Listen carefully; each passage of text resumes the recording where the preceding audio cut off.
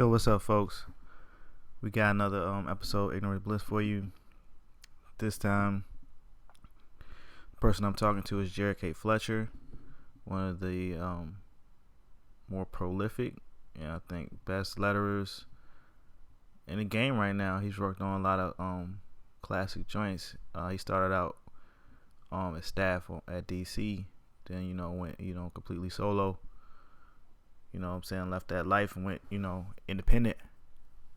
Some joints he's done, DC New Frontier, Batman Year 100, Azarello and Chains, Wonder Woman, a whole bunch of other stuff for them. He's designed the logos for Captain Marvel, the X books a couple of times.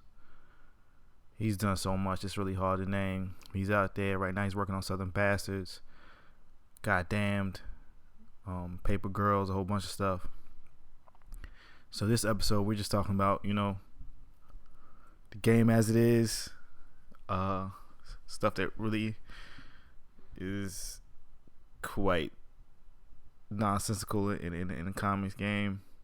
How maybe there needs to be like some Dame Dash like figure in comics, and then we end up trailing off talking about our love of Akira Toriyama and especially Dragon Ball.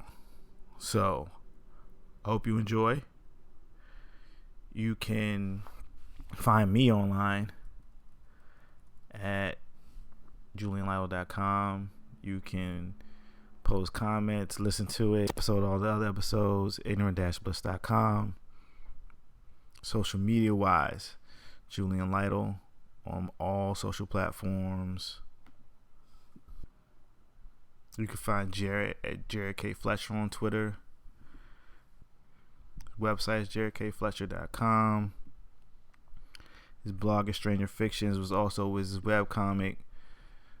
That's one of the few webcomics I actually ever crossed over with. That was my partner webcomic right there. Check them out. Continue to read. Hope you listen. SoundCloud, iTunes. If you want to leave a review, that's great. You can share it. That's great. And I'll see y'all in the next episode.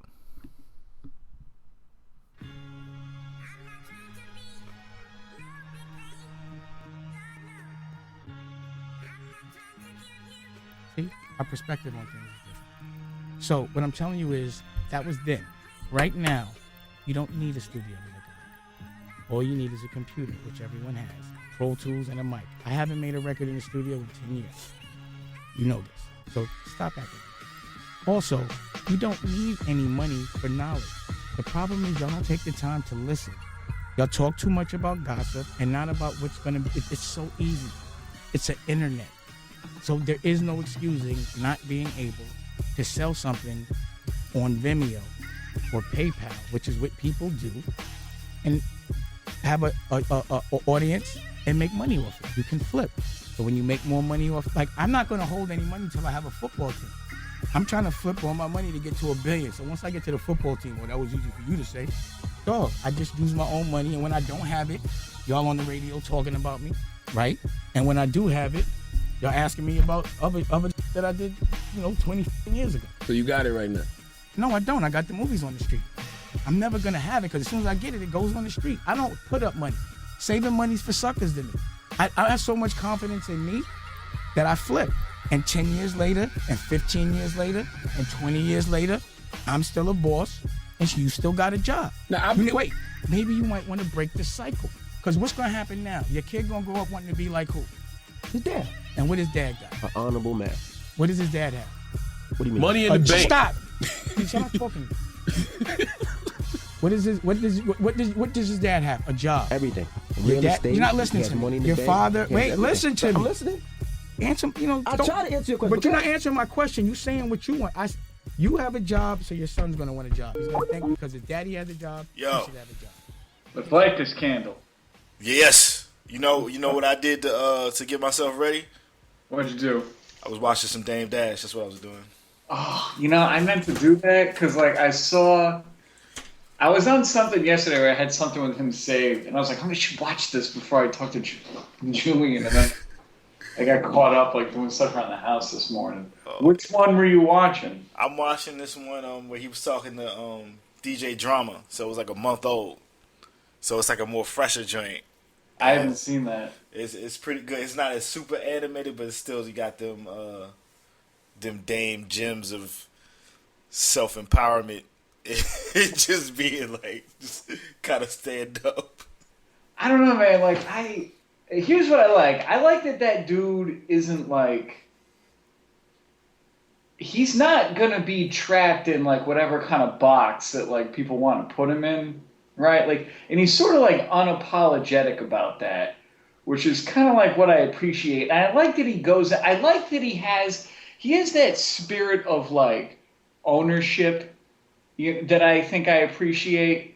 You know, like when there's that one where he goes in and he just starts telling all those morning DJs, it's like that they're Breakfast all Club. Like, you guys work. The whole Breakfast Club, like, they're suckers for, like, working for the man. And, like, I sort of agree with him, like, on the entire, like, he's right. Like, he's like, you guys can't get your kids jobs here. You can't, like, leave your family, any of this kind of stuff, you know? And, like, when he talked about that, I thought there's, like, that old Chris Rock joke where he's like, you know, Shaq's rich, but, like, the white guy that writes his check, like, that guy's wealthy. Yep. You know? And it seems like Dame Dash is on like a quest for wealth. You know what I mean? Like Jay-Z's on a quest like for wealth. Yes. You know? Like they're out there like at a different level, and he's trying to operate at that level. He's trying to like empower other people to kind of like join him along the way, and like I appreciate that because I mean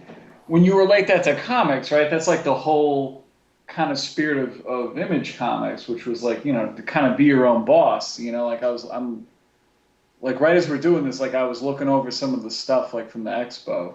Yes. Right. And like that's the whole thing where it's like you don't, you know, you want to go and like just kind of start, you just do your own thing. You don't need all these other people involved. Yeah, like right. And so if we had like a Dame Dash like in comics, like I don't know, I think it would be helpful.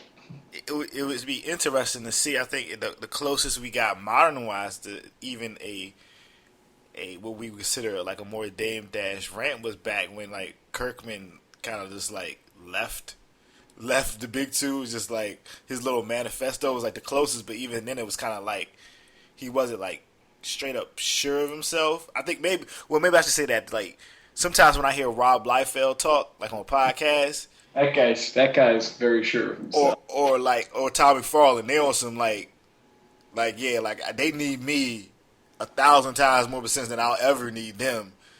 And it's funny because now I don't know if it's what though, man. That's like McFarlane, right? Like Liefeld. You're right. Like both of them, especially Liefeld, have like you know an extreme confidence. And when I was talking to Ed Pisker when I was at Heroes Con, and he was talking to me about Liefeld. And I was telling him how I thought, like, to me, McFarlane was always the guy out of that crew because, like, in the respect that you're talking about, because he never went back and did for anybody else. Like, he made a business. Like, all those other guys went back and, like, did, like, stuff for DC or stuff for Marvel. Like, Jim just went from being like the company guy at one place to being the company guy at the other place, right? Yeah. Like Eric Larson's the one who went and just kind of made his own comic, right? And all he wanted to do is just make his own comic, right? And he's just kept doing that. And like I respect the shit out of him for like just doing that, right? But McFarlane made like a business. He made like an empire, man. He had a toy. He still has a toy company. He had a movie. Right? TV show. He had that HBO show. Like that shit was hot when that was first coming out when I was a kid. Like he went and made like the kind of he would be like the Damon Dash of the Image Group, I guess, right? Like it's made a business. That's the thing. It's just like I sit there because every time like it got. I think maybe like 5 years ago, I got sick of people just dissing the '90s, and it's just like. Yo, people still dissing the 90s. Like, either that means you quit reading comics, so you're a quitter, or you really wasn't reading what was coming out. Because, honestly, when I think back, I was reading Alan Moore comics. I was reading all these dope ass comics in the 90s. And them shits was great. And overall, I enjoyed the fuck out of them more than I enjoyed most of the shit that I've read in the last 5 years. And it's just like, so what do you mean this shit is trash? Like my gold standard of making it in comics is still the first Image 7. Like them guys was getting cake. Like, why ain't you shooting for $1 million selling books? Like, why ain't you shooting for platinum plaques? Like, that's the goal. Like, I don't want to hear I only sold 20,000. Fuck that shit. Holler at me when I'm selling like 500,000. That's what I want. That's the goal. If I ain't selling 500,000, I ain't even, like, what the fuck am I doing? Like, I ain't do shit yet. I ain't impact the culture yet. That's just the way I look at it. Like, so when I watch Dame, he be getting me hyped up. Be like, yeah, yo, like all this grandstanding and kissing each other's ass for shit you don't own. All that bullshit. Make new characters. Like, why the fuck should you make new characters for Marvel and DC? You don't own them shits. What kind of stupid mentality is that?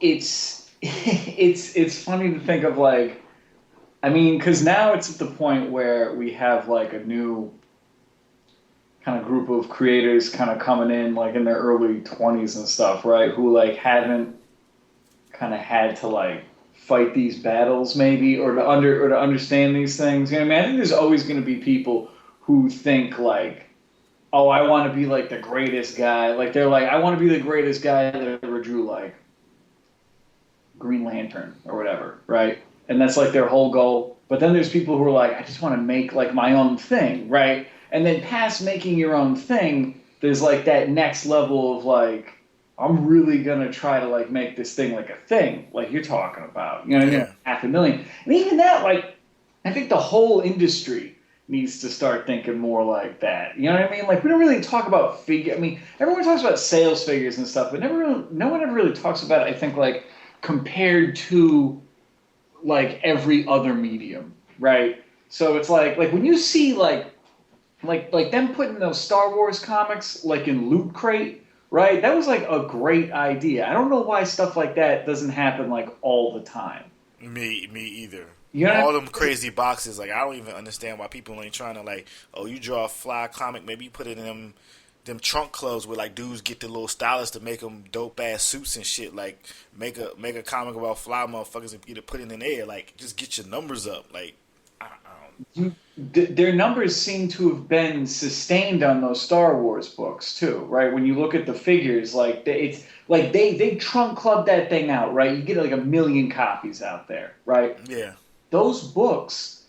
They only gave you one Star Wars comic, but all 4 of those books or whatever are in the top 10 still, I think. Yeah, I don't watch the shit that closely, but like I look at them and like I really like the main one. It's like the only one I read, and like I've seen the other ones, and I'm like, these look good.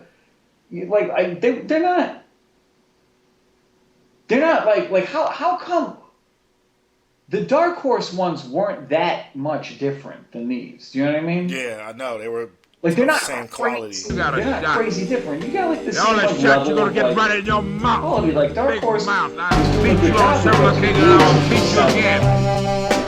way more. You know, Stand in my face and call me a liar, slap your face real good in the jump puppet. I will slap your face and whoop your belly real good for all my fans, anytime, anywhere, big boy. Oh, I just get so sick down inside and make me want to throw up just thinking about how bad I would like to slap your face. I would slap your face in the presence of your county.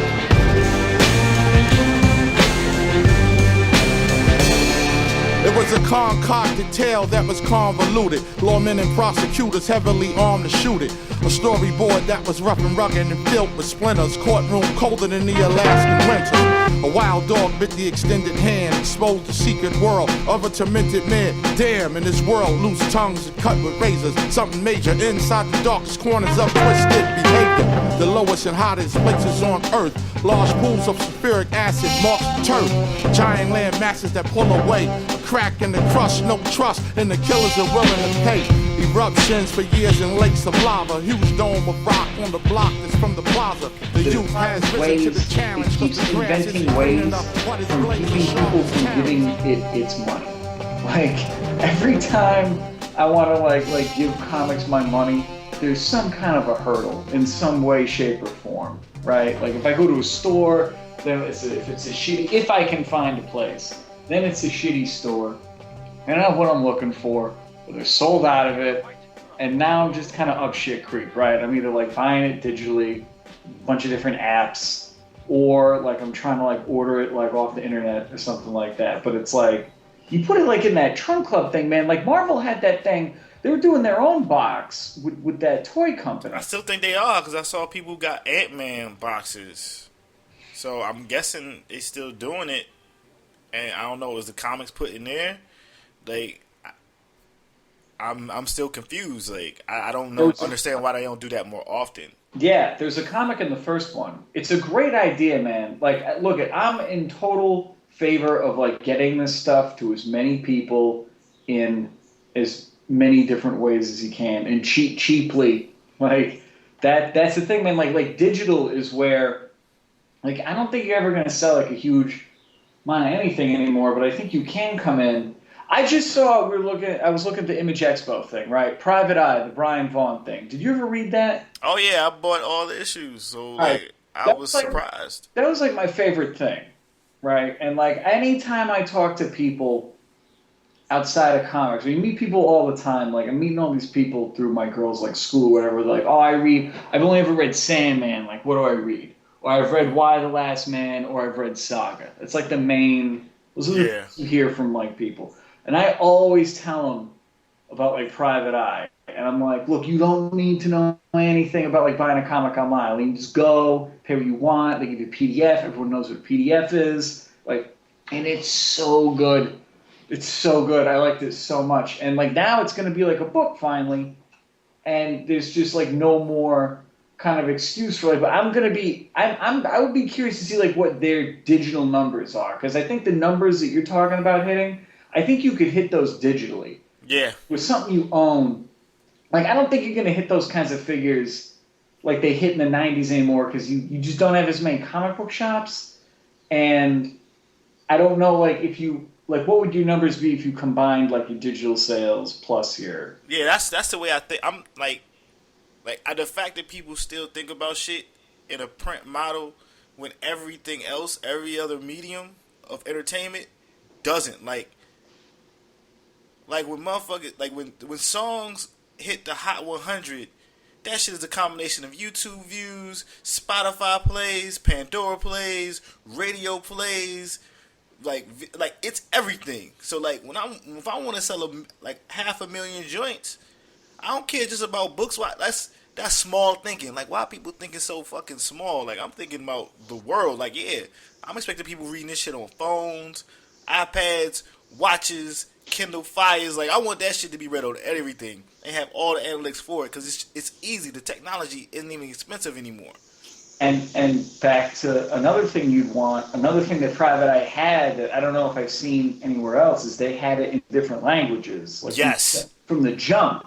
Like, and I think that's probably a product of working with like a European creator, right? And you want to just, but like you think about that and you're like, they make the kinds of comics, like when you go to Europe, right? You go to European comic shops and shit, they like the kinds of American comics that I like, which is like not, you know what I mean? Like I don't read like Lantern comics. Do you know what I mean? Like, and they're not like, Green Lantern comics don't look like they're huge in at least the European comic shops that I went to. But something like Y the Last Man, all the Vertigo books, man. You want to see gorgeous books? You go to Europe and you look at Vertigo books there. Oh, really?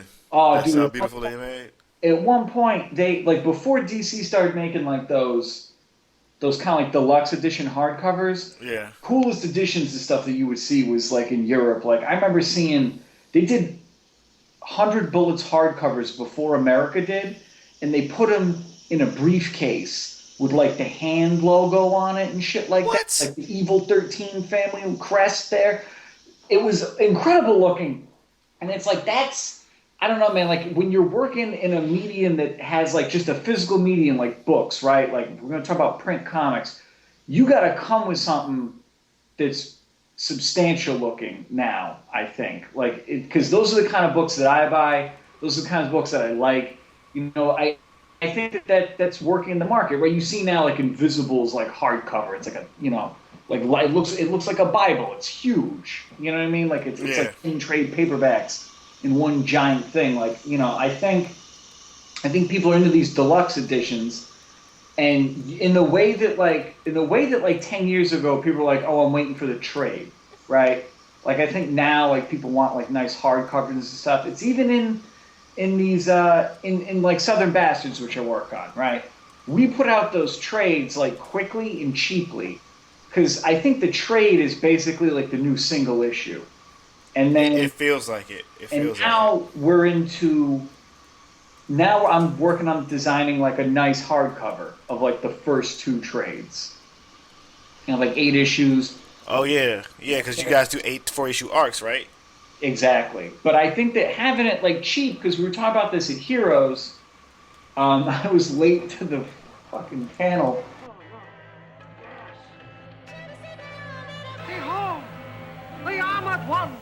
A grown-ass man, mine from a trash can, and he kept his rhymes as in line as a task cam. Whoops like a flashbang, crashed a Shazam van, made it with the stash cash and his black ass hand. Bring on the last man standing, he can hang. Did the shang-a-lang, then caught him, kabang. Drone flown past, blam, ping on the dash cam. Known as a king who 2 rings on a mass scam. Overthrow a vast plan, shown to unmasked fam. Rockin' like a sun splash jam. She had the color can, first place on the can bandstand. Face like Ann Landers, ask my man. Better than a batch of tan brand from Pakistan. Don't get smacked with the practice hand. Not one to grandstand. Get it on a logogram, ampersand, handstand, gas can. For every super menace, there seems to be a superhero to rise in fearless challenge. I'm in the mosh pit, wildin' with golf chicks. Fire and desire, call it water for chocolate. The spark in the darkness. Oh yeah, I was late to be on the panel, so I just kind of, like, politely kind of sat in the back and listened. And, like, people seem to be responding to, like, the quick trade, the quick cheap trade kind of model.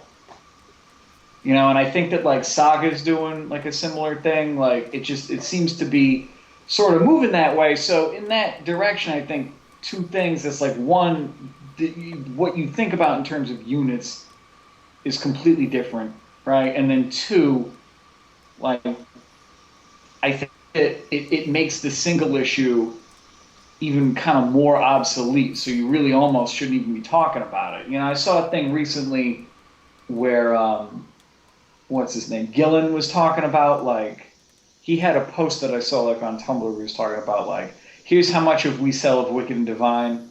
He's like, but we sell, like, a shit ton of trade paperbacks. Yeah. He's like, and that's where we're making our money. Right, so even when you think about numbers and stuff like that now, I think you have to, like, we're at this point now where there's so many things to think about beyond just, like, these flimsy copies of things.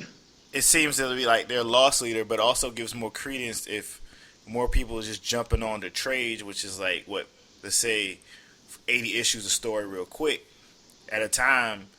It gives more credence to, like, the webcomics model, where people got hot and then didn't release a joint until later with a rack of shit. Yeah, so they weren't selling shit, and then they put out a book and they sold a gang of books. They took those L's early.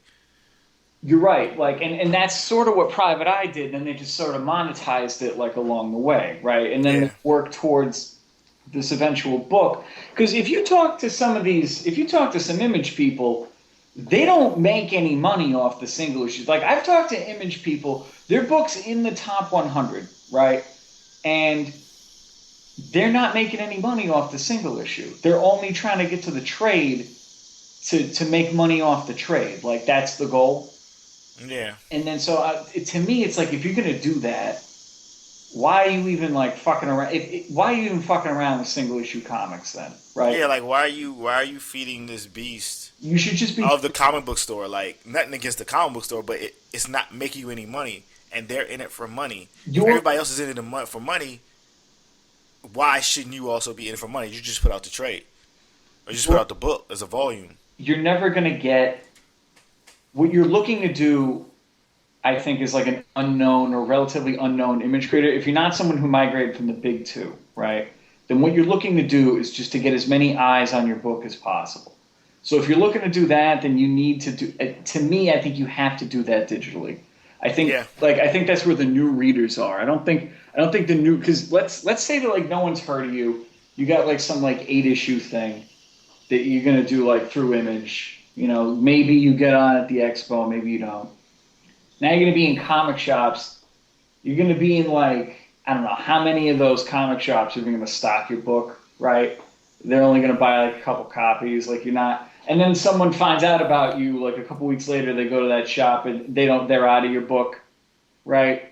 Like to me, like it makes sense to do it digitally. And then if you are going to make single issues, you got to try to make like something worth buying the single issue for, because at this point, like they're so expensive, I can't, it seems just difficult to justify.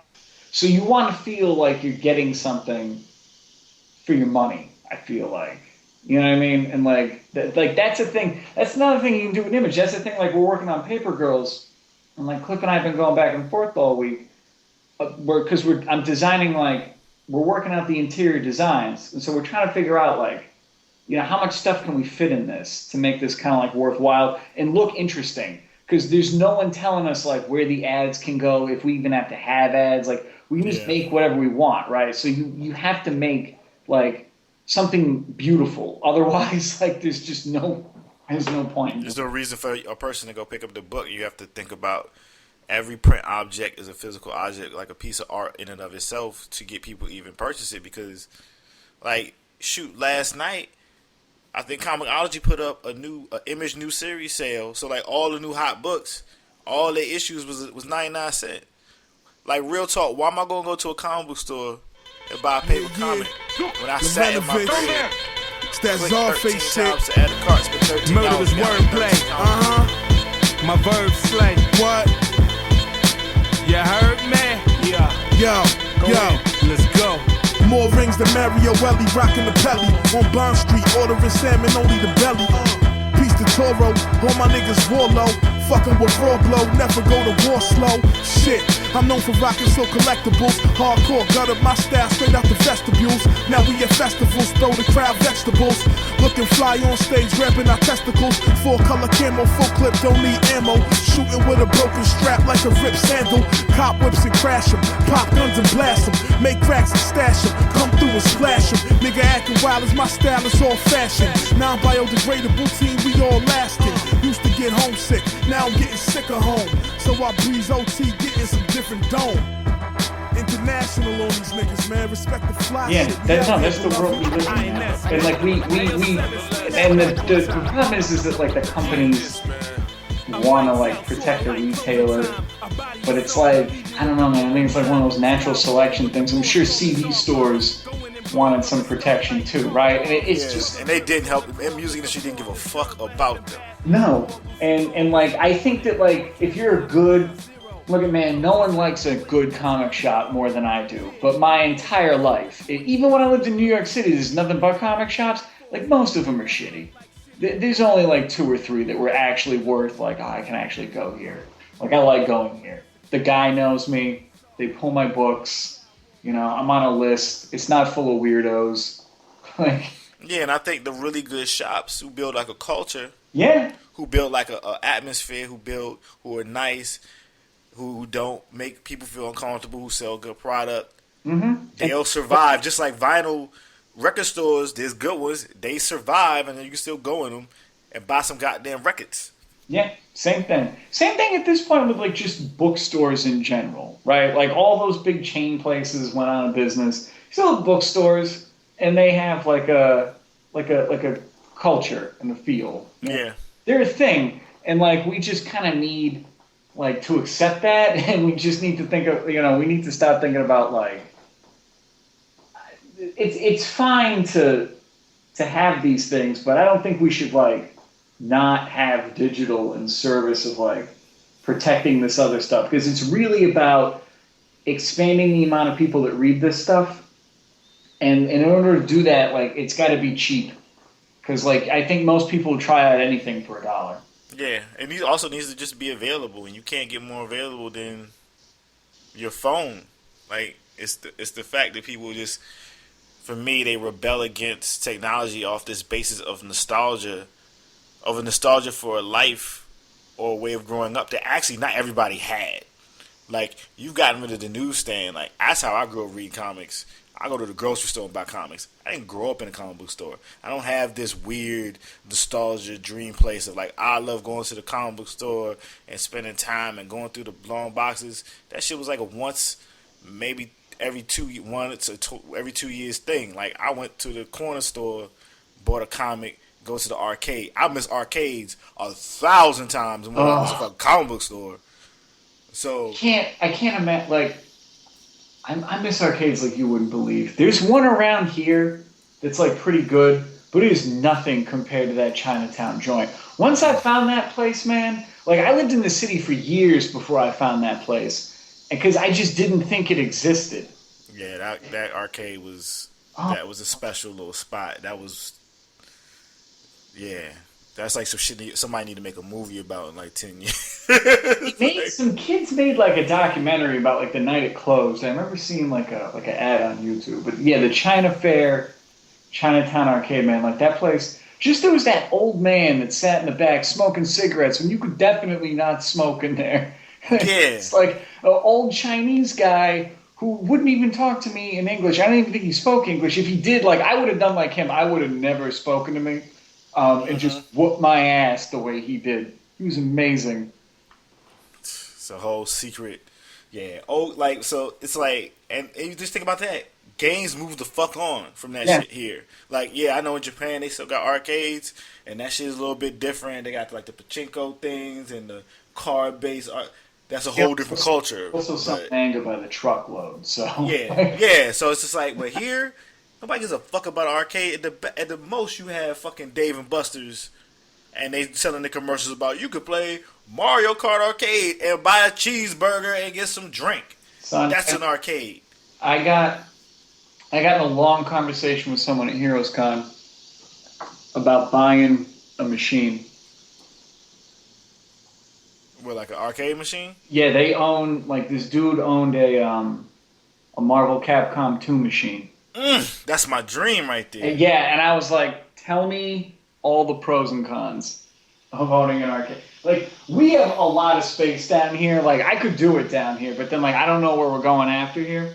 Yeah, it's moving that bitch is the problem. Like, there's a place, maybe it's like an hour drive that sells machines. I just kind of want to go and, like, walk around.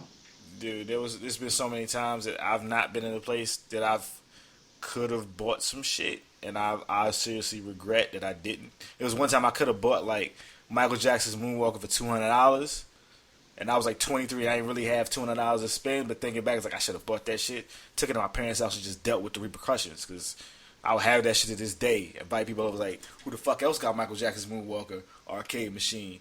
You don't. Stunting on everybody. You're right. No, in high school they were selling the Capcom Punisher Nick Fury game. That was my shit. I love that game. And they were selling it for like $600, but I was like a high school kid. I probably could have, like, I don't know, worked something out, but, you know, I'd pay for gas and shit. I had a job. I didn't have like a $600. Yeah. I didn't have $600 buy an arcade machine kind of job. There's only a few joints I really want, and them Capcom Marvel games. Personally, if I ever got big, I would make a secret underground speakeasy arcade, like some little fucking fighting game arcade that you have to like say a code word and shit, and motherfucker would pass that shit through the internet. It's like, oh, we gotta go to DC and find this spot of just nothing but Capcom fighting games, SNK fighting games, Tekken, Virtual Fighter, just go in there, just live. That's basically what that Chinatown arcade turned into.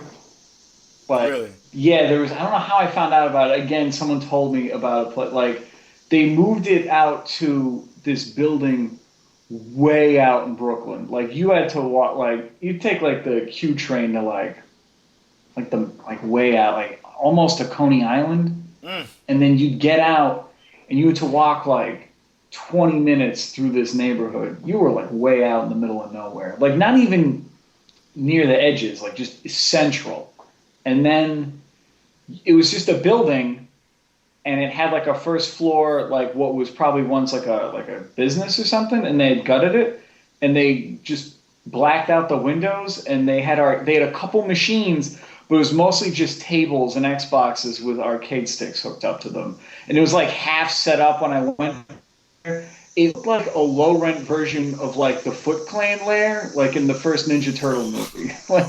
Which is also a dream idea to have a place set up like, because I still watch that movie. It's like, yo, the Foot Clan had a dope spot. Yeah, man, how would you not? Come on, man. Like, you're a kid, right? And you go to that island, you find that place, and they go, look, man, there's people doing karate in the back. I know, right? Like, it's like an early Fight Club like kind of thing. It would be hard. It would be tempting to join the Foot Clan. Like, yeah, for real. He was like, ooh, they might be robbing people, but yo, this is dope. They got nothing but video games. They got skate rinks in the freaking crib. They got ninjas walking around. It's like everything you would want. Is in that layer. It looked like a lot of fun. Yeah, man. I don't know. I've been thinking about that movie a lot because, like, that's sort of how it's sort of how like I've mentally kind of compartmentalized like our time here in the South. Is like and I think they filmed all the scenes in the farmhouse. The farmhouse. I think they're all filmed here in like North Carolina somewhere. But that's kind of how I started looking at it down here. I'm like, this is like my retreat from the city in like the farmhouse for a little bit. Like, so the foot won for a second. I just gotta rebuild. Yeah. Like no one's half dead in the bathtub, but like, you know, I don't know. I probably have to have like a vision quest in the backyard or something before I leave here. Like, do some meditation, yo. I build a fire out like in the middle of where I'm trying to make this grass. Like. So yeah, are you working on a new Jason Aaron book? Are you lettering that? I'm working on the Goddamned. Yeah. That's what I was talking. about. Goddamned. I don't know how to say it. Goddamned. Yeah, it's crazy. It's like murder. It's murder Bible comics basically. Whoa, see, it looked heavy. I was like that. I think that was the book Jared was telling me about, and that's a dope logo. That looks ominous as fuck. Yeah, like when they did the preview one, because I was looking online, like I saw that we had like the sketch version went on for the preview one, but the posters they were giving away has like the final kind of design on it. Yeah. But yeah, it looks great, man. I haven't lettered it yet because they're building a custom font to match dude's hand lettering. Yeah, it's crazy. Like I've talked to Gara on Skype a couple times. He's like an intense dude, but he knows exactly what he wants, and he's clearly very talented. I mean, like most people have seen Scalped. Like it was beautiful looking. Mm-hmm. Yeah, I'd say this just is like. Because I tried to watch that Noah movie. You do movie reviews. I couldn't make it more. I think we made it through like 15 minutes maybe. Oh, you got it. I think you got to give it another shot. It's crazy, yet just as crazy, and people might think this is as blasphemous. To me, it fits the source material. It is bananas. And really, when you read the Bible, especially the Old Testament, there's some bananas level stuff to be happening in that shit. The Rock Angel shit I thought I was watching Final Fantasy or some shit, but it happened to be Noah's Ark. I was like, this is crazy.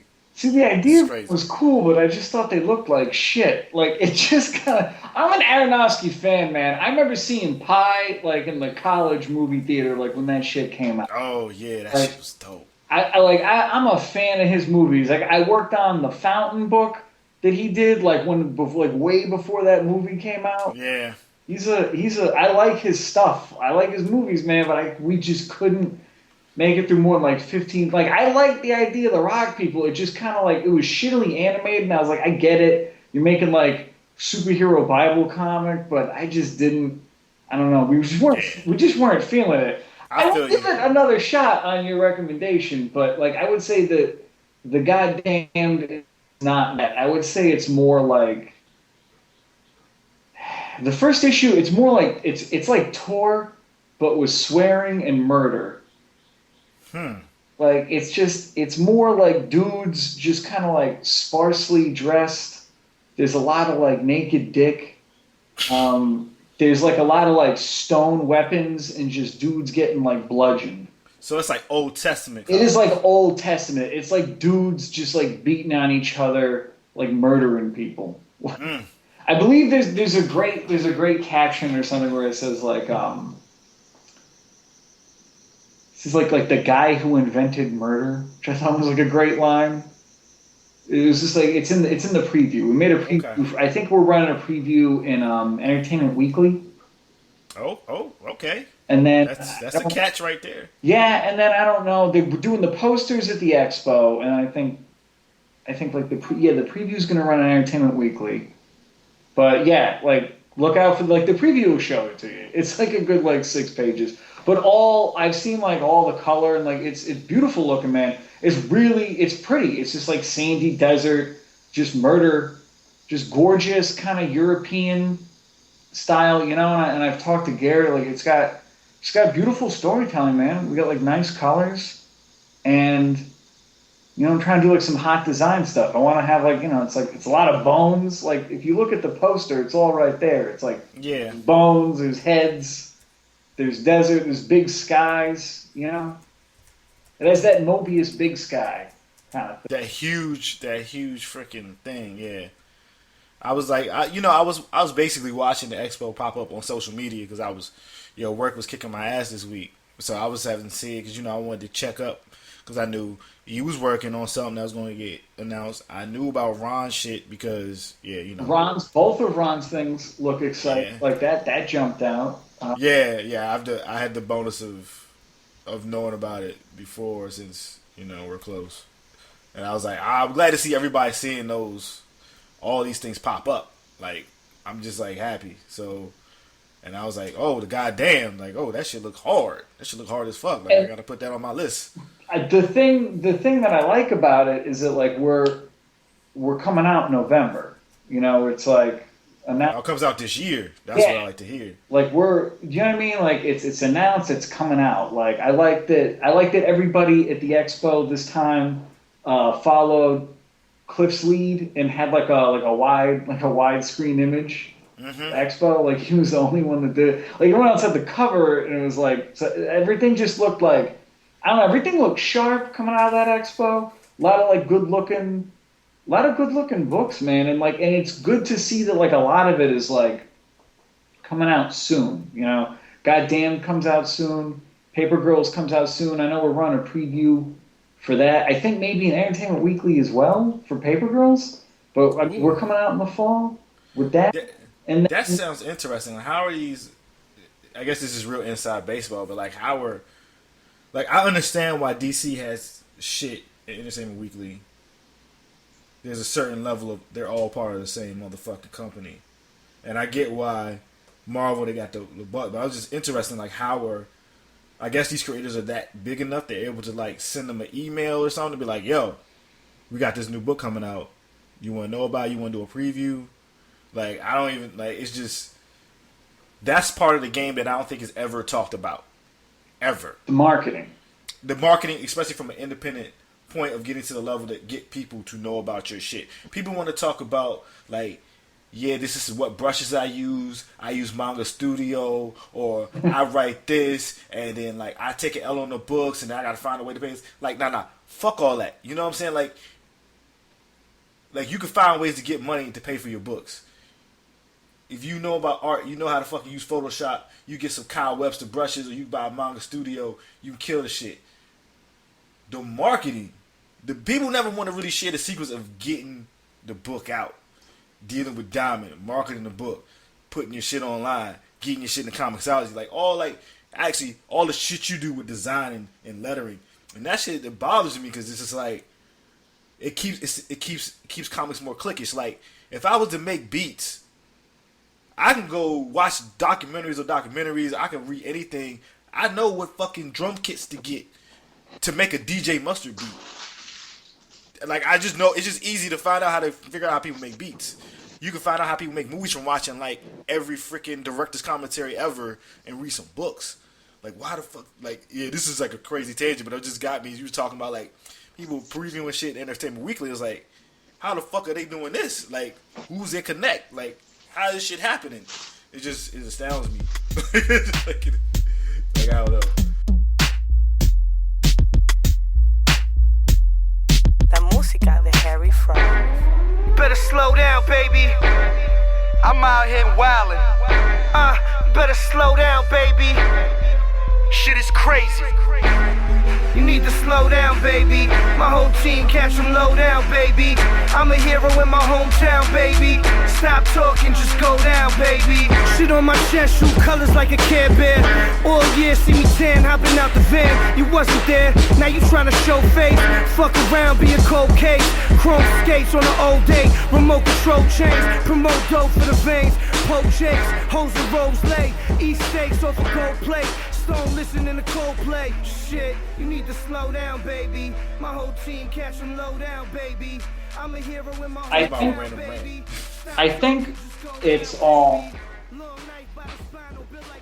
I don't know who, like, the image marketing person is, but it's got to be someone with them. I would say to you, if you want to learn more about it, there's a dude named David Hyde on Twitter. Okay. He used to be the marketing guy at DC, and now he's the marketing guy. He's like freelance, but he's a marketing guy. The way I understand it, Dark Horse is freelancing a good chunk of their marketing to him. I know that Oni I know that Oni has a new marketing person. Like they had a guy. You're right though. It's an often not talked about thing because there's only like a few people, and there's only like a few people that sort of like understand it, and then yeah, it's like a thing where I think with image it's like they just have a person that deals with it. I'd imagine that like there's just a person that they have that like just deals with that directly, but I think that like guys like David Hyde, like they sell their services like to get you that kind of access. Yeah. Or there's people I think they're like big enough where they can kind of like just do it on their own, right? Like I imagine that Grant Morrison has like... Yeah, he don't need that help. Like... Yeah, but I think there's like other people that... You know what I mean? Like if you just like... I'm sure everyone wants to have like their, you know, preview thing in Entertainment Weekly. I only know that there's like... I only know of like the ones that I worked on, you know? Yeah. Like I know there's an image preview book I think that they're giving away at the expo, maybe, which seems like a good idea, right? Like I think when you like, I like the idea they're selling the posters there. Like I like that the expo seems to be getting like better and better. Like they need to make it where like there should be books that are like ready, like right there. You know, like I'm glad that stuff is like coming out because like when we announced Paper Girls like back in the winter. You know what I mean? Yeah. At the last expo, which I think was like in January or whatever. Yeah, it was a while ago. It was like 6 months ago at least. Yeah, and like now we're coming out, and like goddamn is like, you know, we're announcing now, and like now we're coming out like at the same time or whatever. Like I think it's good to have stuff that's like I'm excited about Ron's thing, but like I don't know like how far along he is like with any of that kind of stuff. Like I like the idea of just kind of like holding this stuff until it's like it's ready to go and like boom, like we're gonna announce it and like it's gonna be available. You know what I mean? Like Apple tells you something. And there's like 3 months maybe you got to wait, right? They're not like, oh, this is maybe going to come out. You know, there's people that come back like every year to be like, oh, this thing's still coming out, you know? And like, it's like, all right. Like, but then there's stuff where it's like, oh, this is coming out like right away. You know, we got to like, that's like a comics marketing thing. You know, like I think even though there is like comics marketing and comics marketing people, like, we're kind of watching it like unfold like slowly now. Like we're watching it like sort of grow and try to be like a thing, right? Like these guys are trying to have like a San Diego before San Diego. Yeah.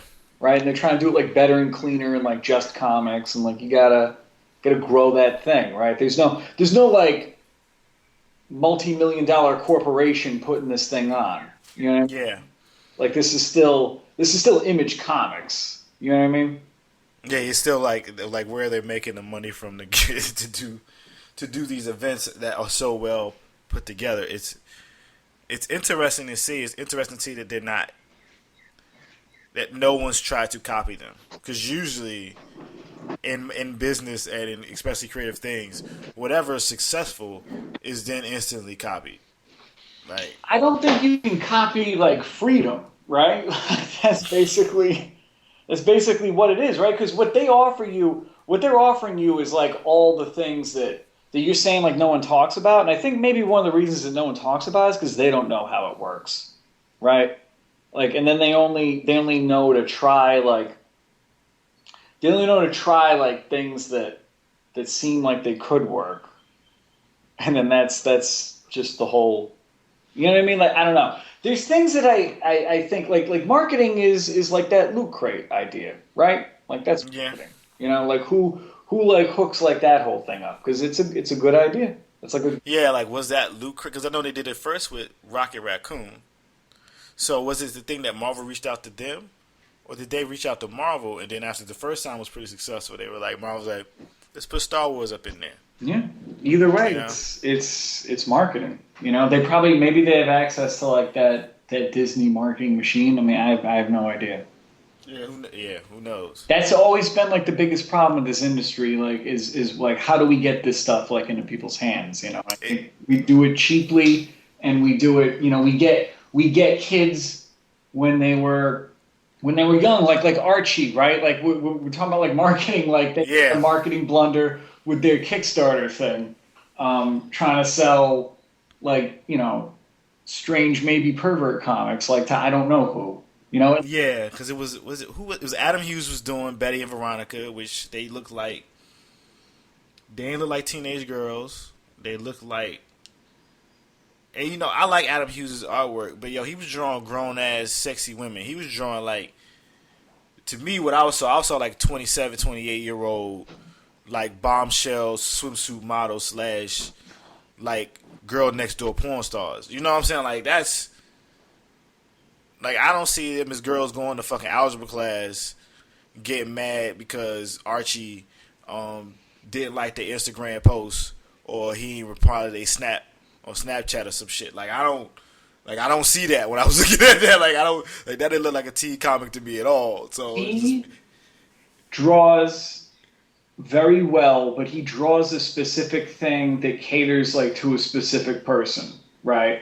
Like you talk to any dude that like draws comics, and they'll all tell you that like at some point they've had some guy come up to them and he wants to pay them money to draw like a perverted like Betty and Veronica thing, right? There's like a market out there of like perverts like who want to pay for like like Betty and Veronica, like kind of like sexily drawn as like 28-year-old women, and not like the kind of more wholesome fare of which the brand is known for, right? And so I think when you have something like, I think ultimately like what something like that Kickstarter shows, right? When you see it with either Archie or these other companies that are like way more lucrative, right? Like EA's got money, right? Like who is it that wants to like get the Kickstarter for Shenmue 3, right? Like whoever that is has money, but like I think it's the same thing with both of them. I think when you see these companies doing it, I think it shows a lack of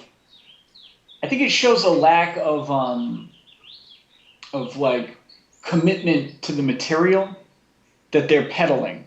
And they're more like, oh, we don't know if there's a market for this. It's been a long time since Shenmue. Let's see how many people like want to support something like this. I know. Just like if you have a problem with that, why don't you just release it in chapters and like make it cheap for digital down? Like I don't understand why Sony is hitting people with the pre-order on the Kickstarter, because then you're gonna come out the game and you're gonna have GameStop gonna have them pre-orders, Amazon gonna have them pre-orders. So it's like you like, yo, you double dipping, like you double, triple, quadruple dipping. It's like I can't fuck with you on that. I think in the case of Archie, they just don't have the money to take a bath on like if these books don't work, right? Yeah. So they're like, oh, there are people who will buy like those kinds of things, but is that enough of them? Is that the direction that you want to go in? Is that like, I would argue that most of the people they pick, like Fiona Staples, like just have her just draw like normal Archie comics. Like just sell Archie comics like drawn by Fiona Staples. Like you shouldn't have to have a Kickstarter, but that's a good idea. Like why not just make like a like a Jughead miniseries or something like that. There's nothing saying that like all your stuff has to look like Dan DeCarlo is still drawing it. And I love me some Dan DeCarlo, but you could still do like kind of all ages stuff. But when you do like those Adam Hughes things or some of the other stuff that they were showing, it like that betrays your kind of brand. And I think that you just sort of like peddling to like a lower denominator maybe, but like Archie comics are supposed to be for like, kids. I was in a comic shop. I think you and I were talking about this. Like, I was in a comic shop and there was a kid. He was like maybe 9, 10. He was with his dad who had like all full sleeve tattoos and neck tattoos. And we were like at a good comic shop. It was at Chapel Hill Comics. And the kid wanted like Archie versus Predator or whatever. And because I was chuckling because I was like, oh, who would buy that? I'm like, oh, that kid would buy that. That's awesome. Like, I'm glad that thing is like out there for that kid. And the dad was like, oh, it was like too violent. And I was like, what? I was like, now you've just got a thing that like not even like these kids who are like your core audience can buy. Because like I don't know, man. I don't think there's that many like 30-somethings that are gonna be buying like Archie comics. Just have Fiona Staples and Mark Waid like make normal Archie comics. Yeah, I don't understand the rebooting or like the renumbering. It's like, when I see Archie comics is when I'm going to shop and buy groceries. Yeah. The last thing I give a fuck about is a number. Like, it's Archie. That's just right next to the goddamn Soap Opera Digest and whatever the fuck else I'm seeing above the candy, next to the fucking Slim Jims and shit, like batteries. Like, I don't give a fuck about what number Archie's on. It's like, oh, it's right there. There's a new Archie out. Like, that's, if I had kids, if I had kids, I would just like, y'all gonna get these Archies and y'all gonna chill here for like the next couple of days on these Archie comics. But I've seen kids doing exactly that, and that's what they're there for. That's what they're supposed. It feels like they're trying to like play this other game that I think like that they're not maybe appropriate for. Like we need Archie comics to be Archie comics. I understand that they're not like, it's not super lucrative to be Archie comics, but I would say that like what you were talking about, like marketing, right? We need to get just more. Archie comics has like, they're still in the grocery store and stuff, man. I see it because I go to normal grocery stores now. Yeah, I see them there. You could they're have just sitting there chilling. Just yeah, like, man.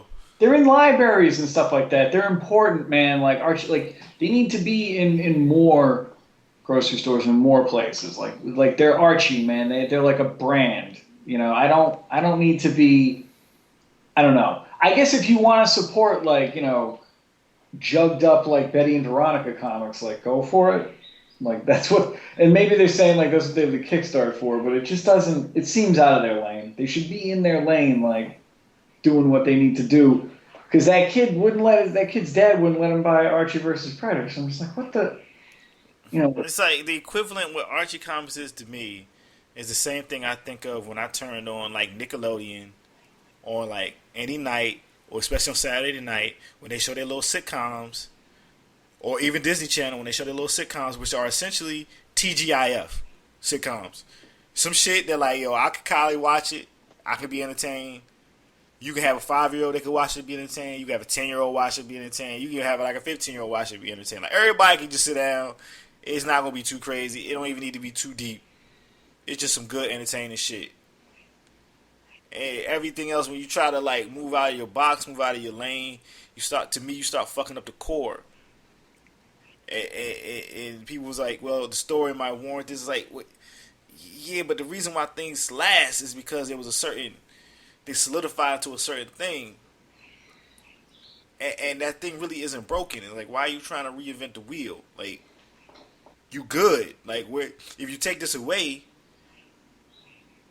you won't have nothing there. So what you're going to do is you're going to probably fuck up the whole, because it's like the kids just won't really fuck with it because they got nothing for them now. I don't see nothing. When I look at comics, really for a lot of kids in the store, in the book market though, like all them joints the girls make, like women make for girls, it was popping. Yeah. There's no good like unisex comics for both. And little boys really ain't got shit. Like, to be quite honest, I gotta keep it 100. No, boys ain't got shit. little boy. Look, I got a friend who's working on like a little boy's like graphic novel. Like and we've been talking about marketing, right?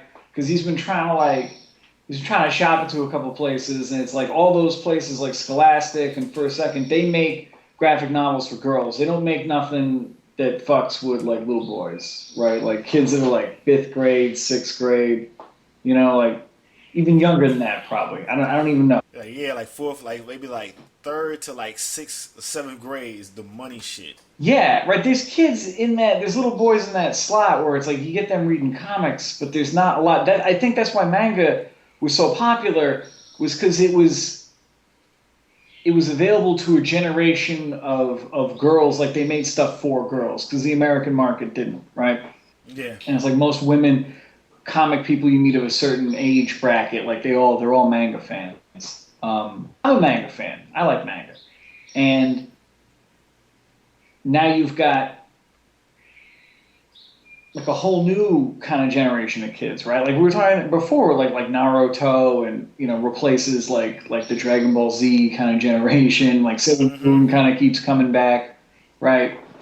You gotta have your lane, man. It's like it's nothing really wrong with that lane. It's just like no, I like that lane. You need that lane. We need more things in that lane, like for young boys, because that's when you get kids into reading, and you get kids reading these comics, and they can read like other different kinds of comics, right? But you need more books for like those younger kids, and like I see like Oni Press makes those books, right? Like Zach Gorman had like that costume candy kind of book. That shit was gorgeous. I think Boom has like the kid stuff, but a lot of it's kind of like licensed stuff. And I think kids see through that stuff. I think at least when I was a kid, I didn't want to read like licensed books. I want to read like things that the real shit. Except for I think it's weird because it's like we don't got that 80s shit. Because remember the 80s, like G.I. Joe comic books was the truth. Like Transformers comic books was the truth. Even back in the 90s, like Ninja Turtle comics, either one. Like I used to read the fuck out of the Archie joints. This is like. Them shits was just good. Like there was that time when like Raphael just had the all black suit on. I was like I wish that shit was in the cartoon or the video games and what's happening. You're right. Like you had, I think you just had like a different, and that's the thing like with the Archies, right? You could just have, like Archie even then was trying to like update its whole thing. It goes through this all the time, right? And like you end up with like, oh, we're having like a thing, but even. I think you could do the thing within the Archie lane, and like I think what they're most known for is like all ages, right? Like that's the thing you can't betray. It can look however it can look, right? Like no one's gonna like quabble with that. Like I want to see good looking Archie stuff all the time. I like Archie stuff, but it needs to stay in its kind of lane because like if Archie jumps that lane, then there's like nothing in that lane. Yeah. Except like licensed like Angry Birds comics or whatever. Hey, it's weird because it's like the one thing we were talking before, especially with license. It's like the Cartoon Network books, even though I know they're probably good. Like I hear good things about them, Adventure Time comics and stuff like that. It's like I'm not going to read them because I can just watch the cartoon. Like the funny thing is that recently they announced that Boom got the Power Rangers license, which I think to me is open because that shit is live action. And a comic isn't, and there's more shit you can do because, like, real talk, I watch Power Rangers, I watch the shit it's based off of, I watch fucking Super Sentai, and they just ain't got the budget to do some crazy out there fucking effects because it's got to be kind of cheap to make a weekly show. So I'm like, a comic with that, like, that's like the only licensed comic I've ever been really interested in, like, especially in doing, like, yo, I would do the fuck out of a Power Rangers comic and I would break motherfuckers' heads. You see, that right there brings us like to the whole essence of like what makes comics great, right? Is you're just saying right there, like budget. You don't need budget. You can have this because look at what they just announced that like James Stokoe's going back to Godzilla, right? And he's doing Godzilla in Hell. And they told me I gotta read that. I saw the preview pages online. I was like, this looks amazing, right? And you couldn't do that with a budget. You could only do that in comics. It's like those are the kind of licensed comics that I like. It's like someone like him who's a fan of it, and like a real creator just kind of like going nuts with like his own kind of singular vision. It's not just like some studio pumping out just like some weak kind of thing. It's someone using it just to go insane. It's the same thing with that Tom Scioli like G.I. Joe Transformers thing. Beautiful comic. It's beautiful. It's insane, right? Like those are the things that I like seeing. I don't like it if it looks like just like the show, but it's like a lesser thing. You know, I think you were saying before, you were like, Adventure Time has songs in it, and you're like, the comic doesn't have songs. Yeah, like it's hard like to argue with. It's like you can't. It's hard to do music in something without. It's really hard. Like one of the few things I think did music well was like Scott Pilgrim.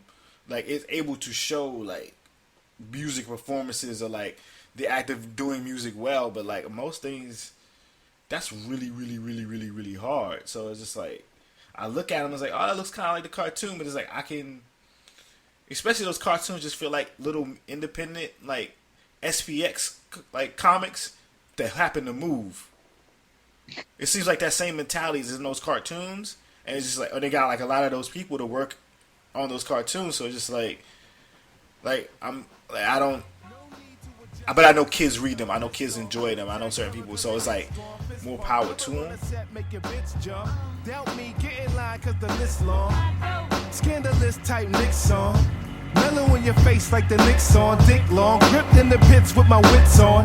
Blow quick, short wick on a lip bomb. Better strong, any record inspector on. I transform to a beast, call me Predacon. Upper echelon, deco rep till he dead and gone. Was an ex-con, now I get my checks on. Now a nigga's alright like I'm never wrong. Headstrong, stepping through a present day Lebanon. Like Marvin, I get it on. Rebel gon' set it off in a jet set where the weather's warm. Florida, Listen, I'm a visionary, killing this, I'm still in this. Hang with a gang that's feeling this, building this. From the ground up, turn the sound up. Lounge around, let the beat pound like a Dillinger the handgun. Can't come close, I'm a phantom. Your brand ain't a movement and your jam ain't an anthem. Tantrum, crying bitch, a battle in your dying wish. I'm a genie that'll grant that shit. I insist, fly shit. Shrunken low sweater, yeah, we tighten it. Tight kicks, flow holy water like Christ spit. Ice pick, spin that motherfucker like a nightstick. Yeah, some people just can't get enough of the thing. You know, it's like people like Spider-Man. They're just like, oh, I read 3 Spider-Man comics. I'm like, all right, I like Spider-Man, but I don't read any Spider-Man comics. It's also interesting when like the big corporations do license comics. It's like, to me, it bothers me that like the Scooby-Doo comic is so weak. Because it's like the Scooby-Doo comic should be hot. Because like, yo, you can do Scooby-Doo comics. Like, you can, like, it's Scooby-Doo. They redo that cartoon over and over again with different looks and styles. It's like, you could have been doing hot shit forever. And all you had to do is just make Shaggy and them look like them. It's like, that shit should never be weak. It should never be like, oh, this shit is some also ran shit. Like, nah, like, to me, Scooby-Doo should be like the mystery comic. Like, fuck Detective Comics. Like, motherfuckers be like, yo, I'm gonna get this kid the Scooby-Doo right here. Or I was like, yo, I'll read. What you reading? Motherfucking Scooby-Doo? Like, who don't get hype over Scooby-Doo? They showed Scooby-Doo Legos, and I lost my goddamn mind. And I'm like, why is that comic not hot? Like, why is a Bugs Bunny comic not fire when there's no Bugs Bunny cartoons? When I worked on staff, the thing that you had to when I was a staff letterer, you had to break in doing like Scooby-Doo. We didn't have any like hot books in the department. There's only 3 of us, so we started off doing like you had to earn your bones doing like Scooby-Doo and Looney Tunes comics. And my boss was a huge Scooby-Doo fan, and they were the wordiest. Like, they had, like, so many sound effects. And, like, they were good for you in the long run, but they were, like, a real trial by fire kind of thing. They were just, like, they were so wordy. And, like, yeah, they just kind of move through the system. Like, no one respects them because they're Scooby-Doo comics, so they get, like, the short end of the stick, kind of. Like, the editors are like, yeah, Scooby-Doo. They just kind of, like, come and go. But you're right. Like, even when you're... I was a huge Wile E. Coyote fan. I was like, man, they should just be, like... Wile E. Coyote would be this amazing opportunity for like great silent comics that almost, or with like amazing kind of sound effects, like fun sound. Oh yes. But it's always done in this sort of like very on model like kind of look to it. You're like, oh, if you just kind of unleash this, but I understand why they can't do that because like then no one would buy it. But it's like they don't. It's like would nobody like if you. Then it just comes back to marketing and who you selling to. Because I think if you made like some good ass Looney Tunes comics, that's to me that's an easy sell. Like people know those characters. They're not showing those. They're not making really new Looney Tunes for the most part. They like do it every like 5 years. They might bust out a new cartoon. So you could just do hot shit. And if you gonna try to talk to me like, yo, blah blah blah, like D-lister from Justice League International gets a comic and it's gonna be fire.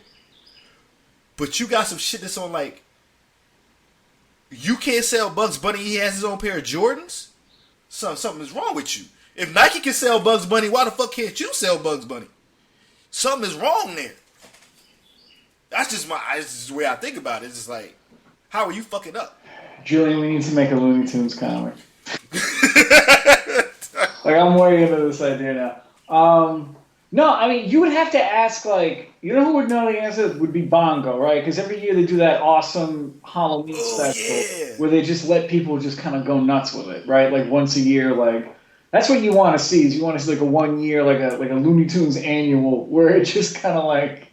Just fire. Just, like somebody want to do a dope-ass Yosemite Sam shit, go fucking nuts. You don't got to make it...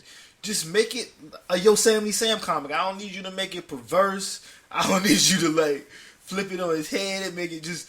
just... Well, this is kind of what I'm excited for the Star Wars comics, I think, is, like, there should be like Star Wars digital comics. There should just be people popping off doing whatever like they want, like just crazy. Because that's the great thing about Star Wars is like the look of it, right? And just how it can't exist without like you feel the artists behind the universe in Star Wars. You know what I mean? Like the look of it is so much of what is communicated to you, and like the language of it, and it's just always fun to see other people do. Star Wars is so ubiquitous now that like as a culture we accept like seeing all visual kind of forms of Star Wars, right? There's like there's Lego Star Wars, and there's like Star Wars like little USB sticks, and there's deformed vinyl Star Wars like Darth Vader. You know, there's keychains. We've seen every kind of Star Wars.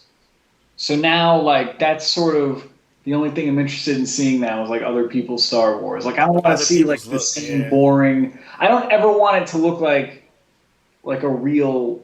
Like I don't ever want it to look like Brian Hitch. I always want it to be like a wild ass kind of thing.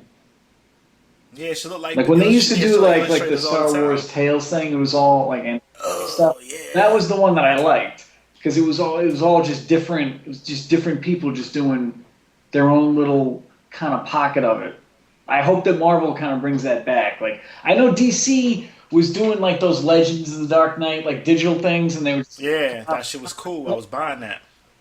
I think they should be kind of doing that with Star Wars. I think people just want to see what other people's Star Wars stuff will look like, and I think you just sell it to people cheaply, like digitally, just boom. But make it look like super interesting, and you sell it cheaply. So you're like, this 10-page thing. Like, oh shit, like so-and-so did this one. Like, I'll read that. You just kind of piece them together, like, digitally. Yeah, it's fun. It's funny because it's interesting to see what they do, what maybe they have planned. You know, I'm to the point now that I expect people gonna listen to this shit, and then like a year from now, half this shit gonna come out, and I'll be like, "Oh, these motherfuckers done bit, and then bit me again." But oh well, it's all right. It's okay. I'm sitting in the future. Y'all gotta catch up. I'm over here like Dame Dash and shit, like Kanye. Y'all can just take me. It'll be alright. I'll be good. Because some of this stuff I don't get. Oh yeah, I know what you wanted to talk about though was how hyped that new Dragon Ball movie is or it's gonna be because I ain't seen it yet. I saw the trailer in the actual movie theater. Oh my god! Like before I saw. Oh, I saw the new Pixar joint. Inside Out. Inside Out, yeah. That was good. I heard good things about it. I liked it. I'll check it. I like it. I like the personalizations of you. It's interesting to see how they visualize. I think it'd be like a good thing for kids to see, and then maybe certain adults, because it does like a good job of kind of like visualizing for you like how your emotions kind of compartmentalize themselves and how your different sort of emotional reactions react. Yeah. It's those things. It was neat, like to see how someone would. Because if you were to ask a million different people, it would come back like a million different ways of how that would look. You know what I mean? Mm-hmm. Like, and they did like a good job. And they did a really neat job of having a lot of cool, like, shared experience moments. Like, there's that thing where it's like when you're a kid and you do that thing where you're like jumping on the ground, the carpet's lava or whatever. Yeah. They go into like imagination land and like that happens in imagination. And like, they did a great job of having like moments like that in the film of like these just kind of touchstones that we've all sort of experienced, and it sort of like kind of like pulls the whole audience into it. They do a great job of that. But yeah, to see the Dragon Ball trailer in front of that was exciting. I'm not gonna lie, like if that comes to the theater around here, I think I have to go. I don't even like Frieza, but they show Master Roshi like hulking out, and yo, I saw that shit on Facebook. I was like, oh, he flexed back, like it's like, oh shit, like I got so excited. Man, I am like my Dragon Ball love is like I like the weird shit. I like the pig in the communist outfit. I like Yes, Oolong the pig is my shit. Yeah, I like Oolong. I like perverted Master Roshi like hulking out. I like the Ox King. You know? Go to Ox King. Oh, I love it. I like Piccolo. I don't know. I'm kind of into it, man. I saw Jocko and I was like, all right, this is it. Like, I gotta go. Like, Jocko, because I saw the last movie and I was like, this is all right. But, like, at a certain point, like, because it was like the Jocko comic. Like, I like Jocko, right? And then they do that, they did, like, that epilogue issue where it's just mostly just talking. It's just him just, like, information kind of dumping, like, onto you. And you're like, ugh. And then, like, when I'm reading, or no, when I'm watching that last movie, it was like that. It'd be like a fight and then just, like, unload information on you. And there's not a lot of, like, pacing in it. But there's fun ideas. Like, they all run out on the patio, and the patio becomes, like, the ship, and it comes out of the ground, and they use it to go, like, watch the fight. Mm-hmm, yeah. But I like this, because even though I don't like Frieza, I like the idea of, like, all these people come out in that armor. Like, I like seeing all these kind of Toriyama character designs of all these different kind of Saiyan fighter people in the armor kind of floating around, and, like, that looks cool to me. And then you got Frieza, he goes to a new form, he's like, oh shit, he's gold. Like, oh, like, it's so simple. He's like, instead of being white purple, he's gold and purple. Yeah. It's on. Like, and I like the last movie because it was really funny, especially at the beginning, because it was just like, Vegeta was throwing a birthday party for his baby mama, because I don't think they ever got married. Yeah, I was freaking out. Slapsticky kind of beginning to. I like that fun, and that's what I liked about Jocko's. It reintroduced like that fun element to Dragon Ball, and then like that's why I was excited to see him in this, right? Because we're gonna see everyone else be all like serious and fight, and then we're just Jocko running around like a lunatic. I know, like shoot stuff, doing ill poses. Like I was like, Jocko, the intergalactic spaceman, is in this. It's like. That's like I want an anime of that fucking comic so bad. Like, the one that I want to see so bad, which is One Punch Man, is finally happening, and like I'm so excited.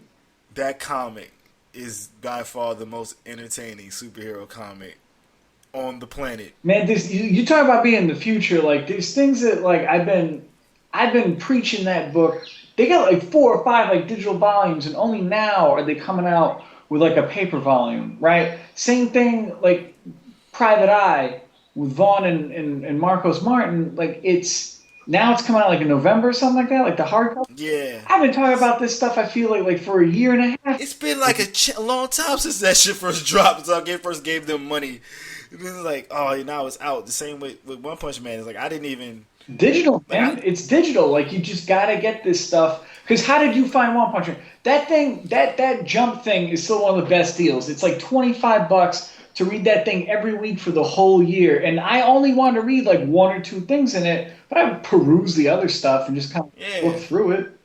You getting 200 plus pages a week for I think $26 a whole year. Like there is no better deal in comics. Yeah. That's like one trade. That's like one hardcover. Like that's even cheaper than like a hardcover. Right? It's like I paid 20 and change for like one of those, like I'm reading those phone book Usagi Yojimbo things right now. And I love that, but like that's what you're getting like almost every week for the price of one of those, like a year. Where it's like buy one, get 11 free. That's like a tough, and like I was reading a lot of One Punch, I was reading Jocko, and I was into it, and then I was reading like Private Eye, like digital, man. You got to get it to people out there. You get it to them like cheaply. You get them into it. They start telling people that's your marketing, man. It's like word of mouth. That was the only marketing that ever mattered to me was like when like you see like pull quotes on stuff, right? They'd be like, bullshit website says this, or some critic you don't care about says that. I only cared when it was like another creator whose work I liked.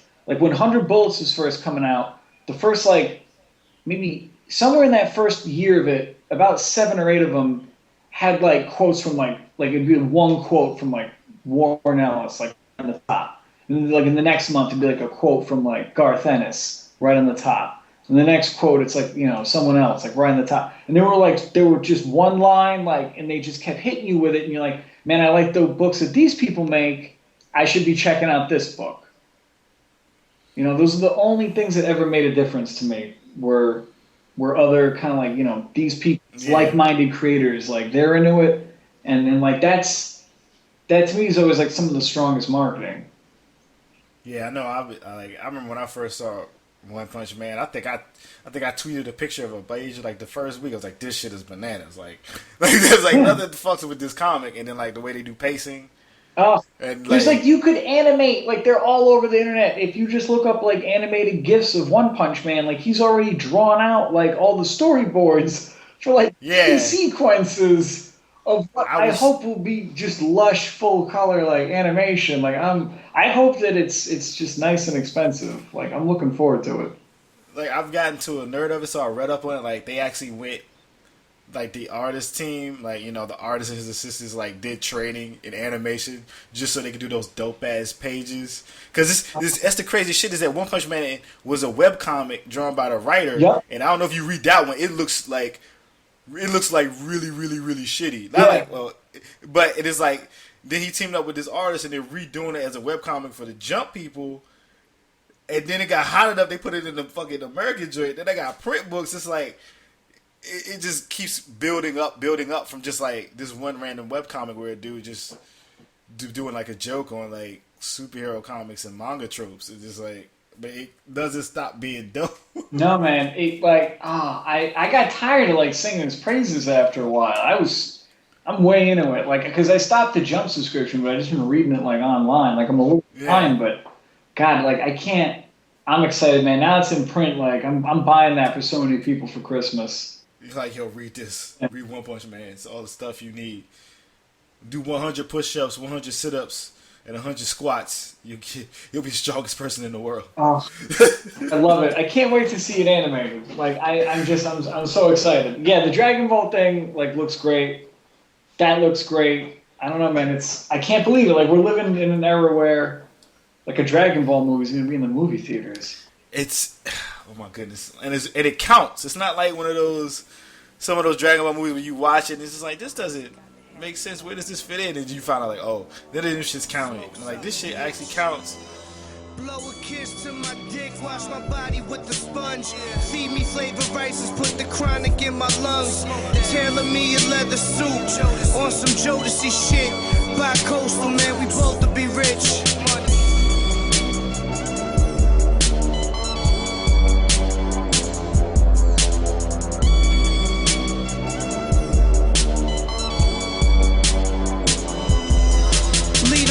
With your daughter in the morning, do karate in the water.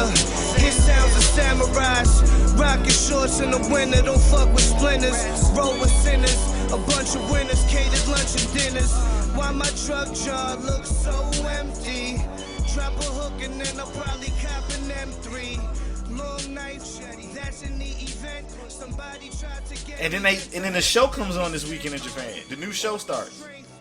It's all killing me because when I was at Heroes, the main thing I didn't buy that I should have bought was they had capsule toys, and the capsule toy was inside of a Dragon Ball. It was like the size of a softball, and then each one had like a star on it. Like they were the orange color and everything. The guy wanted like $12. I don't know why I didn't go back. Like, because all the toys inside of them, like they were pretty big and like they all look cool. There was like a band going around it that like all the information in Japanese, but like pictures of what was in it, what you could have gotten. Like it's crushing me. And I get it because I don't live in like New York anymore. You know what I mean, I can't go to like Toy Tokyo. I know, and just go cop it. It's just that, like, that's the thing, man, where you're going to make something like that where it's like, but you make it, like, in such a cool, you deliver it in such a cool way that, like, that's what you got to do. Otherwise, it should just be, why bother? Yeah, like, that, like, I know that I still want to go find out, because I know New Era came out with, like, Dragon Ball, like, fitteds, 5950s in Japan. And I still got like a watch list on my eBay. Because I want that 4-star ball so bad. And they got like a Piccolo hat. Why would they not come out with that here? It seems... Yo, all the dopest, I guess you could say, quote-unquote, geek hats come out in Japan. Like, I got a Sprite hat from Japan. The Super Mario Brothers hat I got is from Japan. My One Piece straw hat, fucking New Era fitted, from Japan. like all the dopest like shit you like. Some of the stuff they used to do some cool shit, but it's like the little shiny Transformer hat. I was like, I don't give a fuck about that. The shiny Thor armor fitted. Like nobody can wear that on the street and actually look like they stunting. But a Dragon Ball hat with just like the Dragon Ball on it, or like Piccolo symbol, or like fucking Master Roshi symbol on it, and like, man, like, come on. Like, if you had a hat that was like just Master Roshi symbol, that'd be those all that shit exists. They got.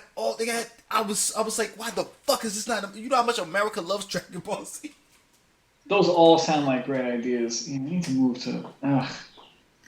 Because I've seen your straw hat and it's impressive, and yeah, the Sprite hat's great. As a Sprite fan, have you had any of the LeBron Sprite? I cannot find it where in the portion I live within DC. Dude, I've hunted. Seen it anywhere, and like I wanted it just because like there was like this old diner near my spot in Brooklyn that they would have like a cherry lime Ricky, it was just like cherry Sprite basically, and that's what it sounded like. But then my barber was telling me, he's like, nah, it's that. He's like plus like orange. Orange, yeah, cherry and orange. Like yo, I'm like I think it's a plot. So that I can't have this damn Sprite. Because people literally, I get Facebook messages, Facebook posts, random people just ask me like, yo, you had a LeBron Sprite yet? And I'm like, I've tried. Like, I don't, like why the fuck why is this shit not in, like, where I'm at in the city? I've even gone in the hood corner stores and liquor stores. So I'm going to the gas station that gets, like, held up and they don't have it. I'm like, where are you putting this shit? I've gone to Virginia to look for this shit. Parts of Maryland. I'm like, y'all really don't want me to have this Sprite. I don't even really want to try it. It's just like it's just there. You know what I mean? Like now it's like I just kind of want to see it somewhere in the wild. It's like spotting a mongoose or some shit. I ain't gonna lie. I do want to try it because like I've tried a lot of different types of Sprite. Like I've had almost like every flavor. There's like a fruit added to it. Like the Coke free machine is my shit. I just drink all the flavors of Sprite. And then like the cranberry Sprite came out. I've had some Korean Sprite. I've had Sprite from fucking Italy. Like I've done my Sprite era. Like I used to drink one Sprite every day. Well, you're off on it? For 21 years. Yeah, I stopped because it's just like I'm 35. This is just not going to be good for me as I get older. Like I gotta chill. Wait, the easiest thing to do is just to stop drinking soda. For the most part, I've dramatically cut back. Like I drink occasionally when I go out to a restaurant because I'm not drinking alcohol, and water's cool and all, but sometimes I just need something for flavor to add to the meal. But like I don't buy soda in the crib anymore. So, but like I went 21 years every day, one a day straight. So people just know this shit. Like when something happens with Sprite, like my friend Henry was like, "Yo, you see those new Sprite cans with the wrapper lines on?" I'm like, Like, yeah, like, of course, like, I know about it. It was just like, anything they do, people let me know. They're like, yo, you see the Sprite thing? It's like, yeah. Like, I'm like unofficial spokesperson of a brand that like has nothing to do with me. It's crazy. Well, if I find one, I'll buy you one.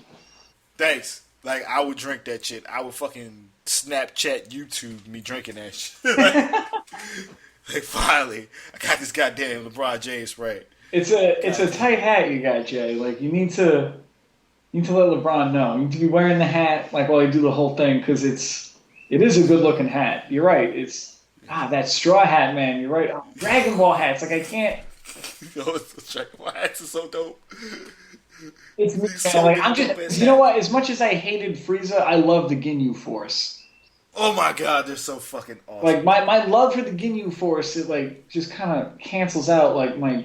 I was like, this is just because that's where the whole thing just sort of like that's where as you're watching it, you're like, oh, this is just what this is just going to turn into now. This is just going to be this fight thing. This is going to go like this for a very long time. Yeah. You like blow up this planet, and this is kind of like, all right, this is keep like one upping itself. Like it's sort of that's when they stripped out like all the fun and all the humor and all that. Like once the Ginyu Force was done, like they were like the death of fun in that show for a while.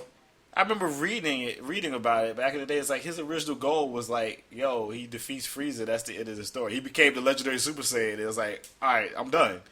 But they put that money up, and he's just like, well, fuck it. Like, I could make it like, yeah. Like, I would do the Android Saga too. And you know what? No lie, I like the end of Frieza is cool, but the whole Trunks and like.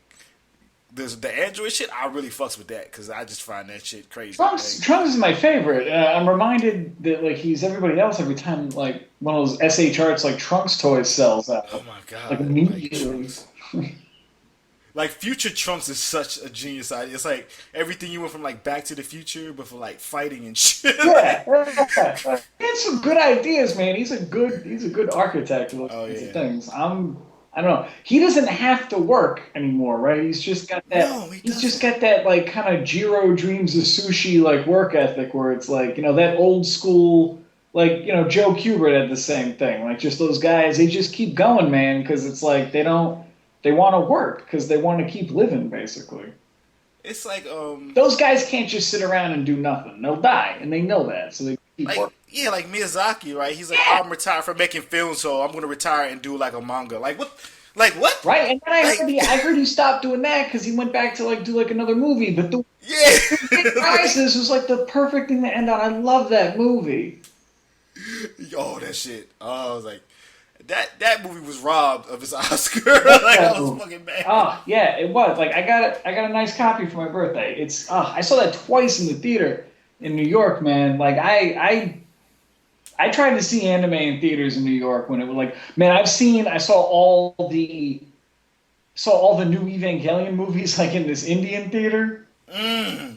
Like I've seen that third one like years ago, and I've just been telling people about it, and it drives them crazy because you can't see it unless you watch like a bootleg copy. You gotta pirate that shit on the internet. And I'm just like, you have no idea, and I'm like, I've seen it on a big screen. It is crazy, and like people are still waiting around like for a DVD.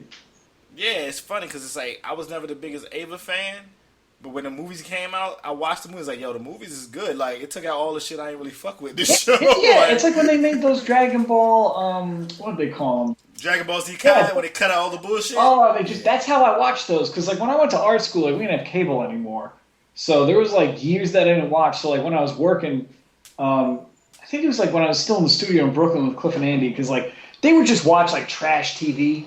And like while they were drawing, and like I was trying to do the same thing. And I just kind of basically did it with like Dragon Ball Kai. Like it just blew through all the stuff. There was no like just Krillin floating in panic. Yeah, it's just like it's just straight like the manga. It's just like they take 2 episodes and make it 1 episode. Get rid of all that, fuck all that bullshit shit with like Goku running around the little planet learning and training. Like nah, he trains, he runs the fuck back. Like, but I love what's his name? Everything with King Kai and that goddamn chimp and the little fucking cricket. I ain't gonna lie. Like, I watched the old versions of that because that shit is cracked. The monkey, they're great, right? He's got the little car and the little tiny planet. Oh my goodness, it's so funny. His garage and like a road. It's like the whole planet. I had a friend who wanted to build like that. He was like, all I have to do is buy like a styrofoam ball. He's like, I'll spray paint it. He's like, you buy a little house that you stick on there. Yo, let Lego make that shit as an exclusive for some shit. I will pay people money for that. Like a Lego set of just King Kai and his planet with his house and car and garage. Oh right, yeah. There's another thing they need to start like licensing. It's just yo, they license Dragon Ball with like little like Lego like Dragon. It'd be over. The game would be over. There's like, people. Everything shuts down. There's people out there who are doing here. Let's see how long this takes to catch on. I saw a guy. There were 3 different vendors at Heroes Con that were selling like bootleg Lego minifigures, right? And they were saying that they just buy them from like this distributor guy, right? So clearly someone is like 3D printing these and then like selling them in bulk. And he had like, I bought like a vampire purple Batman just because basically I just wanted like a purple Batman Lego. Yeah. But he's like a tattered cape and like the guy does a really good job with them. He had like, they all looked real. They all looked 100% like legit. And he had done just basically like Marvel and DC characters that like they hadn't done. He had like Ninja Turtles. He had with like different faces and stuff.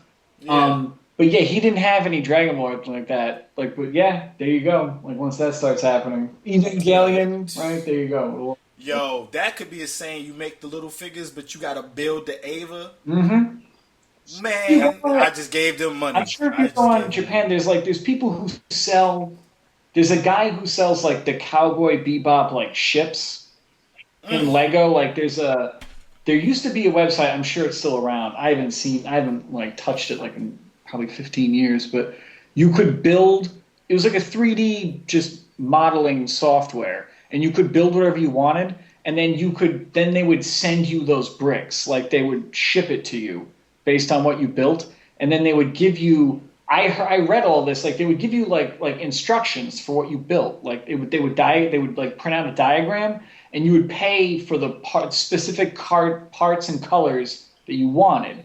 So there's people online, like it's on eBay, where there's a guy selling. He'll just give you like a little cardboard box that has like a sticker on it and has instructions and all the pieces to make like Spike's swordfish ship, and I think he's got like Jet's like hammerhead ship. I don't know if he had Phase ship or not, but yeah, like it was just custom selling them direct to you, like Cowboy Bebop Lego sets. It's crazy.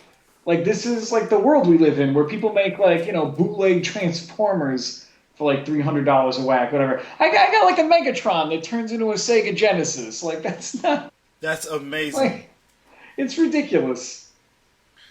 Yeah, like yo, anime based fucking goddamn Legos, like just it'll happen. Like, yeah, it will. It's just like yo, like just me thinking about like Capsule Corporation Lego sets, and like it comes in like a little cap. Like I'm just giving Lego money right now. I don't even know why I'm still talking. They got that Simpsons house, man. It was impressive.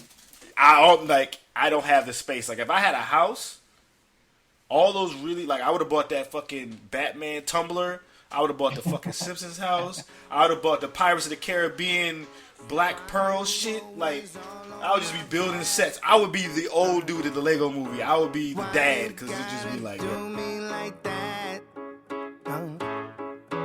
why you gotta act like a bitch when I'm with you?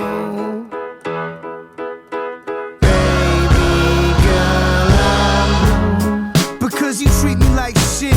I paid for the bed and never even slept in it. I paid for that crib and never stepped foot in. And now somebody else is eating all the pudding. Things changed, now my dashboard wooden. All black Benz like a young Doc Gooden. Dark shades cause I'm stone crazy. Girl, we grown, stop playing on my phone, baby. All your childish attempts to make me angry fall short, which only fuels the rage you have because you have nothing. Understandable, I'm shining brilliant with 5 Brazilians. There were times I used to hide my feelings.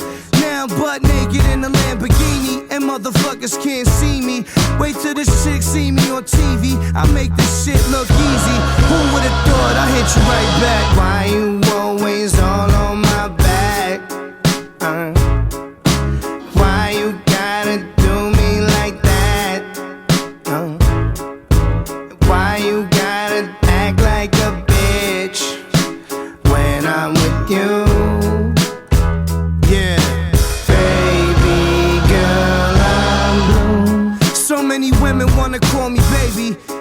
wonder why the fuck that I ain't call you lately. Some would say that I'm the symbol for sex, and others would hate, but I don't give them no breath.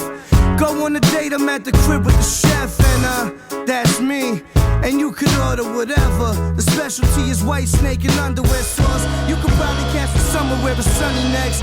And I understand it's only cause I'm popular. I'm getting topped off in the front row of the opera. As Bocelli sings, the celly rings. I gotta go, you'll never know how good it feels to lay in bed with King. I'm not exactly flawless, but I'm gorgeous, just like a horse is. I know the thought of me succeeding makes a lot of people nauseous. Still I'm on the back of the boat, taking pictures with the surface. Why you always all on my back? Why you gotta do me like that? Why you gotta act like a bitch when I'm with you?